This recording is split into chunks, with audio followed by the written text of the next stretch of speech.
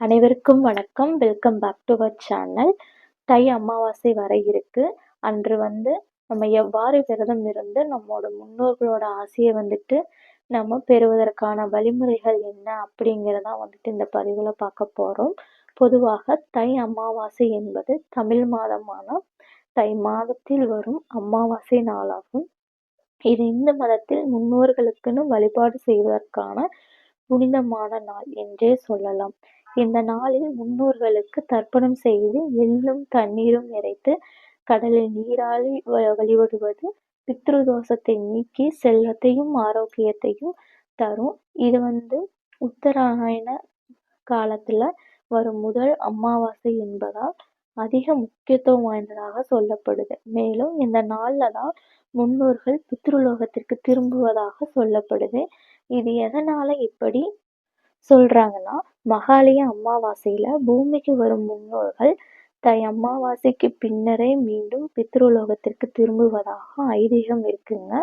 தை மாதத்தில் வருகின்ற அமாவாசை தை அமாவாசை விரதம் என்று சொல்லப்படுதுங்க.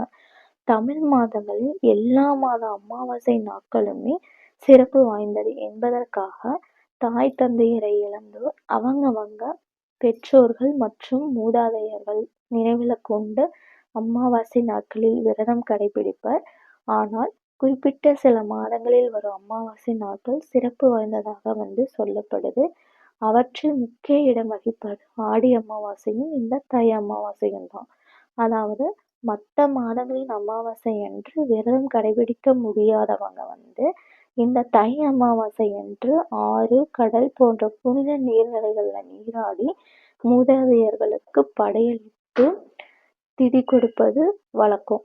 அதாவது வருடத்தில் வரும் மிக முக்கியமான அமாவாசைகளில் இந்த தை அமாவாசை ஒன்று.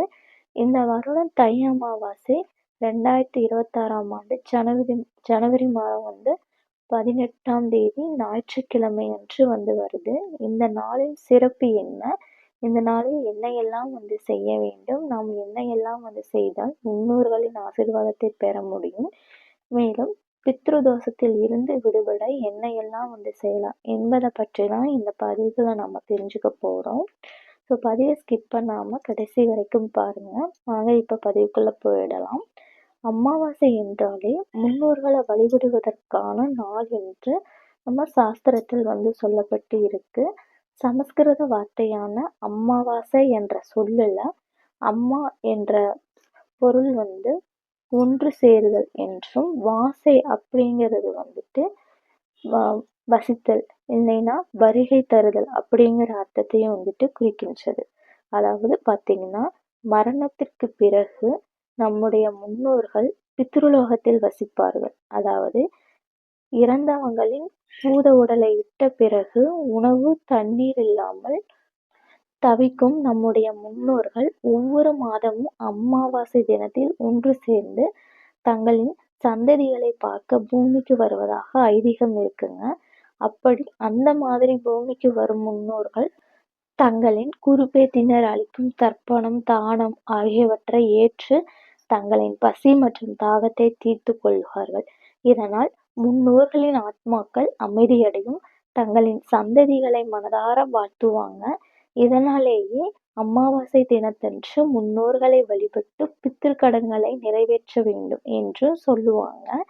அமாவாசை நாளில் முன்னோர்களுக்கு தர்ப்பணம் போன்ற பித்ரு கர்ம காரியங்கள் செய்யாதவர்களுக்கு பித்ருதோஷம், பித்ரு சாபம் ஏற்படும் என்பது உண்மையாகவே சொல்லப்படுது. இவற்றில் இருந்து விடுபடுவதற்கு ஏற்ற நாளாகத்தான் சில அமாவாசைகள் எல்லாம் சாஸ்திரத்தில் சொல்லப்படுகிறது. அப்படி மிக முக்கியமான அமாவாசைகளில் ஒன்றுதான் இந்த தை அமாவாசை. உத்தராயண காலத்துல வரும் முதல் அமாவாசை என்பதால் தை அமாவாசை மிக முக்கியமானதாக சொல்லப்படுதுங்க.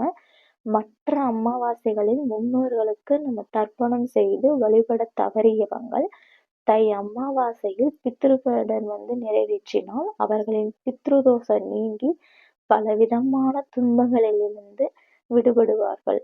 அதே போல உடலுக்குள் உள்ள பிரச்சனைகள் தீரும், ஆரோக்கியமான வாழ்வு, செல்வ வளம், வெற்றி, அமைதி, மகிழ்ச்சி இது எல்லாமே நிறைந்த ஒரு வாழ்க்கை அமையும். என்பது நம்பிக்கையாக இருக்குங்க எப்போதுமே. அதுவும் இந்த ஆண்டு தை அமாவாசையானது ஜனவரி 18ஆம் தேதி ஞாயிற்றுக்கிழமை வருகின்றது. அன்றைய தினம் அதிகாலை 1:20 தொடங்கி ஜனவரி 19ஆம் தேதி அதிகாலை 2:31 வரை அமாவாசை திதி உள்ளது. சூரிய பகவான் தான் தந்தை வழி உறவுகளுக்கு காரணமானவர். அவர் வடக்கு நோக்கி பயணிக்கத் துவங்கும் தை மாதத்தில் அவருக்குரிய ஞாயிற்றுக்கிழமையில் வரும் அமாவாசை என்பதால் இது மிகவும் விசேஷமானதாக சொல்லப்படுகிறது. இந்த நாளில் முன்னோர்களின் ஆன்மாக்களை மகிழ்ச்சி அடைய செய்யும் தர்ப்பணம், ஹோமம், பிண்டம் தருவது, தானம் செய்வது இது போன்ற விஷயங்களை தவறாமல் செய்ய வேண்டும். இவைகள் முன்னோர்கள் இறந்தபோது செய்யப்படும் சிரார்த்தங்களை புண்ணிய தலங்கள், கடற்கரைகள், புனித நதிக்கரைகள் இவை ஆகியவற்றில் செய்வதற்கு இணையான ஒரு பலனைக் கொடுக்குமாம். பலரும் தை மாதத்தில் அமாவாசையன்று காசி, ராமேஸ்வரம் போன்ற புண்ணிய தலங்களில் முன்னோர்களுக்கு தர்ப்பணம் அளிப்பாங்க.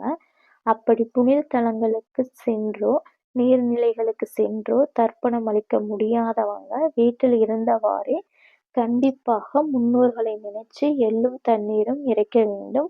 அப்படி செய்வதன் மூலமாக அவர்கள் முன்னோர்களின் ஆசியை பெறுவார்கள் என்று சொல்லப்படுது.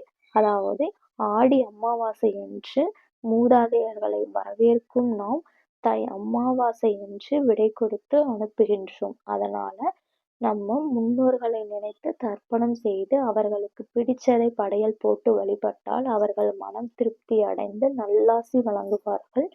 இவ்வாறு நம் முன்னோர்களை வழிபட்டு அவர்களின் ஆசியை வாங்குவது நம் குடும்பத்தை நல்ல முறையில் வாழ வைக்கும். இந்த பதிவு பிடிச்சிருந்தால் லைக் போட்டுட்டு கமெண்ட் பண்ணுங்க. அது எங்களுக்கு இன்னும் மோட்டிவேஷனா இருக்கும். நன்றி, வணக்கம்.